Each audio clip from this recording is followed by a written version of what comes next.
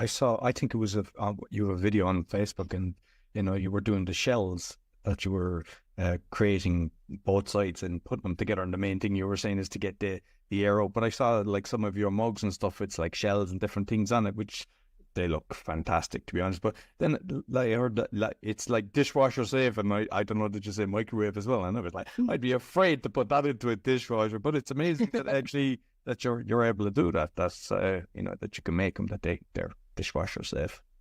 Yeah, and that really just depends on how I'm formulating my glazes and how the process that I'm firing works. So there's some firing processes that are only for decoration. For instance, like pit firings or raku firings, where you get like these really beautiful colors, but they don't have that sheen to them to make them watertight.